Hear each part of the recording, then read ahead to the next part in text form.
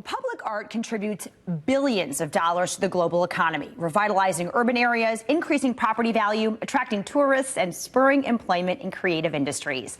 That is why Lions and Rabbits Center for the Arts does what it does, helping connect artists to projects, and the reach is growing. There is a new campaign for a project in Muskegon, and you can help. Hannah Berry is the executive director. She is here to share more. Hello, friend. Hey, how are you? I'm doing well. Thanks for being here. Thanks for having me again. All right, let's talk a little bit about Lions and Rabbits and how you do your work and how it's growing. Yeah, so I always talk about how we're a malleable organization, always changing, but a lot of our work talks about what are the arts and how can artists really impact all of these different social issues. So right now, it's what are some of the global issues that are going on, sustainability, climate change, all of these things. So we're working with artists to try to figure out some solutions to get the word out about safe water systems and things like that. Okay, perfect. So this is growing into Muskegon.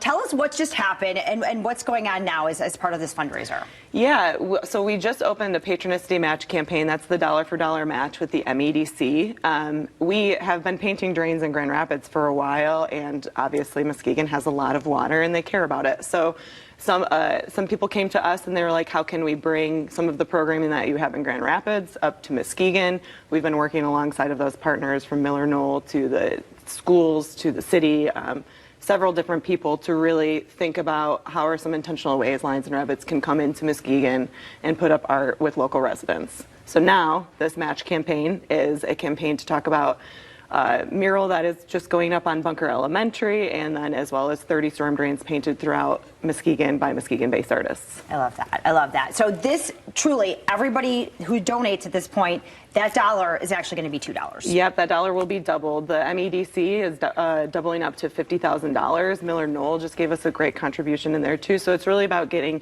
from residents to corporations, people in between that really want to see some of this work come up in Muskegon, introduced into our stakeholder group. Sure. All right. So let's talk. I kind of talked at the beginning about public art and its impact, but you're the one who's doing this every day. Let's talk about the changes that you see in communities when public art goes up. Yeah, I could go on for hours, obviously, but a lot of it is opportunities, right? We have hundreds of artists that apply for these opportunities from Muskegon to Grand Rapids, and if Grand Rapids is the only place that has these opportunities, of course people will travel for them.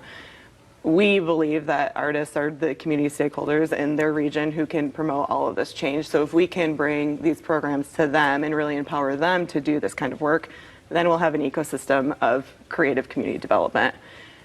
Certain cities have been able to get to it a little bit faster than other cities. Some cities have a bunch of folk art and they can do really cool things in rural places.